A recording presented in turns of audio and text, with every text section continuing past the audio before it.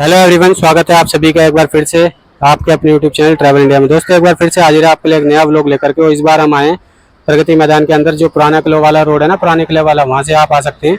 यहाँ का जो नज़दीकी मेट्रो स्टेशन रहने वाला है वो सुप्रीम कोर्ट का रहने वाला है। सुप्रीम कोर्ट आने के बाद आप यहाँ से 20 रुपये का रिक्शा लेकर के पहुँच सकते हैं। जिस जगह पे हम आए हैं उस जगह का जो नाम है वो आप साइड में दिखा सकते हैं। ये आप देखेंगे नेशनल क्राफ्ट म्यूजियम एंड हस्तकला अकेडमी है। चलिए अंदर चलते हैं। अंदर क्या टिकट रहने वाला है, फ्री रहने वाला है, जो भी है सारी जानकारी आपको देखते हैं। अंदर एंट्री करने के बाद यहाँ पर आपको सबसे पहले मैं बता देता हूँ, यहाँ की जो एंट्री है बिल्कुल फ्री रहने वाली है। अंदर चलने के बाद हमें सबसे पहले यहाँ पर एक झोपड़ी दिख जाती है। ये जो झोपड़ी है ये कच्चे मकान जैसे पुराने समय में हुआ करते थे उसका एक नमूना है। इसे आप देख सकते हैं मिट्टी से तथा गाय के गोबर से लिपा जाता था। और यहाँ पर एक पुराने समय का एक लकड़ी का गेट लगा हुआ है। बाहर आप देखेंगे तो एक मटका भी रखा हुआ है, जो या तो पानी के लिए या किसी वस्तु को एकत्रित करने के लिए रखा जाता होगा। इसी तरह की झोपड़ी के लिए यहाँ पे और भी झोपड़ियों को दर्शाया गया है। अलग अलग राज्यों में किन किन प्रकार के घर हुआ करते थे, हमारे पूर्वज किस तरीके से रहते थे। थोड़ा सा और आगे बढ़ने के बाद हमें यहाँ पर एक और झोपड़ी दिखाई दी, जिसकी जो शेप है आप देख सकते हैं इस गोल तरीके से है। उसके बाद जो है यहाँ पर शायद इसके अंदर लोग रहा करते थे और ऊपर से जो है थोड़ी सुरक्षा हो जाया करती थी। इसका जो विवरण है आप देख सकते हैं, यहाँ पर एक बोर्ड भी लगाया गया है जो इसके बारे में बताया गया है कि किस राज्य में बना करती है इस तरह की झोपड़ियाँ। इसका नाम निकोबार कुटीर अंडमान और निकोबार द्वीप समूह के अंदर ये दर्शाया गया है कि किस तरीके से झोपड़ी बनाई जाती है। यहाँ पर आप देख सकते हैं बिल्कुल ही शांति वाला वातावरण है, बहुत ही अच्छा लग रहा है। यहाँ पर फ्री में आप यहाँ पर आ सकते हैं और यहाँ पर आप अपनी फैमिली को घुमा सकते हैं। यहाँ पे एक और झोपड़ी यहाँ पे दिखाई गई है।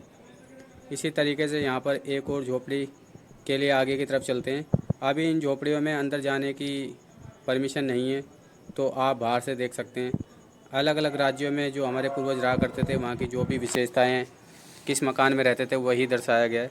चलिए और चलते आगे।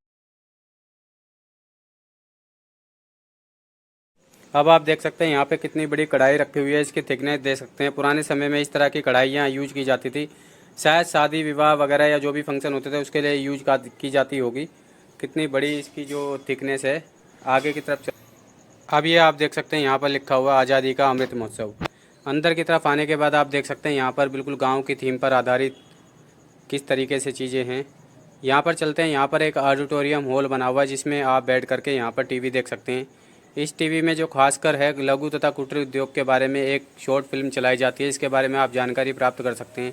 जैसे कई लोगों को पता नहीं होता कि लघु या कुटीर उद्योग क्या होते हैं। लघु या कुटीर उद्योग जो होता है उसमें मशीनों का प्रयोग ना करके हाथों के द्वारा बहुत ही सुंदर सुंदर वस्तुओं का निर्माण किया जाता है। इससे जो है ग्रामीण क्षेत्र के जो लोगों को रोजगार वगैरह मिलता है। तो उसके बारे में आप यहाँ बैठ करके जानकारी ले सकते हैं, जिसका जो कोई टिकट वगैरह नहीं लगने वाला है।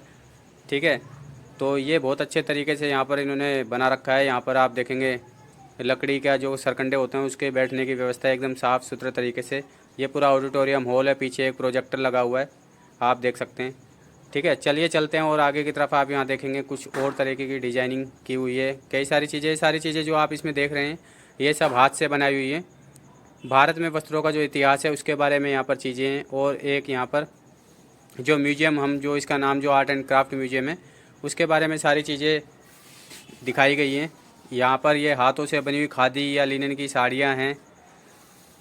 ठीक है, और ये आप देख सकते हैं यहाँ पर भारत की जो हस्तकला शिल्प वगैरह उसके बारे में यहाँ पर उसके एक अच्छे खासे नमूने आपको देखने को मिल सकते हैं। ठीक है, पुराने ज़माने में जो लोग हैं इस तरीके की चीज़ें यूज करते थे। अब बाहर और दूसरी तरफ आने के बाद यहाँ पर आपको कुछ इस तरह के स्टैचू मिल जाते हैं। अभी जो है इसमें ये दो पार्ट में बना हुआ है। एक पार्ट में पीछे गांव की थीम पर आधारित झोपड़ियाँ वगैरह बनी हुई है जो मैंने आपको स्टार्टिंग में दिखाई थी, और ये स्टार्टिंग वाला है। यहाँ पर आने के बाद में आपको एक रजिस्टर में एंट्री करनी पड़ती है जो एक विजिटर रजिस्टर होता है। आप यहाँ पर नाम और साइन वगैरह मोबाइल नंबर डाल देंगे, जो भी आपके साथ में लोग आए हैं उनके बारे में थोड़ी सी +1 या 2 करके जितने भी लोग हैं लिख सकते हैं। फिर और अंदर की तरफ आने के बाद यहाँ पर कुछ लोग वगैरह फ़ोटो वगैरह खिंचा रहे थे बच्चों के साथ। हम इसमें और आगे की तरफ गए तो आगे आने के बाद आप देख सकते हैं यहाँ पे एक पुरानी चीज़ दर्शाई गई है। यहाँ पे भी अंदर जाने के बाद में यहाँ पर आपको एक संग्रहालय मिल जाता है जिसमें विभिन्न प्रकार की मूर्तियाँ स्टैचू वगैरह पुराने समय के दर्शाए गए हैं। यहाँ पर कुछ फॉरेनर्स लोग भी आते हैं जो भारत की जो संस्कृति है उसको देखने के लिए। वो भी यहाँ पे जानकारी लेते हैं। ठीक है, यहाँ पर लोग जो हैं इनके बारे में पढ़ रहे हैं, जान रहे हैं, देख रहे हैं कि क्या डिफरेंट टाइप की चीज़ें हैं। ये एक तरीके से यहाँ पे संग्रहालय बनाया गया है। पुराने समय की बहुत पुरानी मूर्तियाँ, स्टैचू और खुदाई से निकलने वाली चीज़ें भी यहाँ पर जो है प्रदर्शित की गई हैं। आप देख सकते हैं यहाँ पे इस तरीके से। ये पूरा जो कमरा था पूरा ठंडा था, मतलब एकदम पूरा एसी इसमें लगा हुआ था, ठंडा था। अगर आप गर्मी में आते तो आप यहाँ पर एक राहत का अनुभव ज़रूर करेंगे।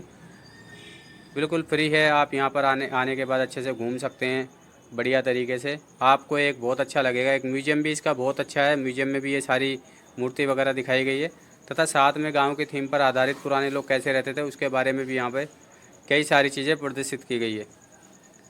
ठीक है, आप चलते हैं और बाहर की तरफ और आगे देखते हैं इसमें और क्या चीज़ें रहने वाली है। पीछे की तरफ जाने के बाद हमें इसमें पीछे की तरफ गए तो यहाँ पे एक गांव का जो लुक है वो बनाया गया है। ये बीच में से एक स्पेस छोड़ रखा है। ठीक है, और ये माँ दुर्गा के जो रूप हैं वो यहाँ पे दर्शाए गए हैं पेंटिंग के द्वारा। ठीक है, कितनी सुंदर तरीके से यहाँ पे प्रदर्शित किया गया है। और यहाँ पर जो है एकदम सुख शांति वाला माहौल है। जैसे कई लोग होते हैं शहर में होते हैं, वो कभी गांव नहीं गए होते या फिर उनका कोई गांव नहीं होता, वो बेसिकली सिटी से ही बिलोंग करते हैं, तो उनके लिए तो यहाँ पे एक बहुत ही बढ़िया जानकारी रहने वाली है। वो देख सकते हैं कि भाई हमारे पूर्वज कैसे रहा करते थे, कैसे गाँव वगैरह रहा करते थे। अब यहाँ चलते हैं आगे की तरफ। यहाँ पर एक और संग्रहालय बना हुआ है, एक और म्यूजियम है। यहाँ पे भी माँ दुर्गा के जो मधुबनी पेंटिंग जिसको बेसिकली बोलते हैं उसके बारे में यहाँ पे एक्सप्लेन किया गया है, और अलग अलग तरह की सुंदर सुंदर मूर्तियों को यहाँ पे दर्शाया गया है। आप देख सकते हैं यहाँ पर कितनी बड़ी बड़ी मूर्तियाँ यहाँ पे रहने वाली है। कुछ इसमें मेटल्स की हैं या किस तरीके की, आप इनको टच करके नहीं देख सकते, लेकिन देखने में बहुत ही सुंदर प्रतीत हो रही थी। ठीक है, आप ये देख सकते हैं, पूरा मैं आपको राउंड करके दिखाता हूँ। यहाँ देखने के बाद आप ये देखेंगे ये मधुबनी पेंटिंग का एक प्रकार है। अलग अलग प्रकार की यहाँ पे पेंटिंग्स बनाई गई है, बहुत ही सुंदर जो देखने में लग रही थी। उसके बारे में आप बिल्कुल गौर से देखेंगे तो यहाँ पे एक विवरण भी दे रखा है, आप चाहे तो यहाँ से जो है पढ़ सकते हैं। ये मधुबनी चित्रकारी का एक नमूना है जो यहाँ पे दर्शाया गया है। इसके बारे में इंफॉर्मेशन आप वीडियो को पॉज करके देख सकते हैं अगर आप इसके बारे में और ज़्यादा जानना चाहते हैं तो। अब आगे आने के बाद में आप ये देख सकते हैं कि ये पुराने समय का एक बहुत बड़ा रथ टाइप का दर्शाया गया है। इसको देखने से यह आभास हो रहा था कि काफ़ी पुराना है ये, पुराने समय में किस तरह के रथ वगैरह यूज किए जाते थे उसका एक नमूना दर्शाया गया है।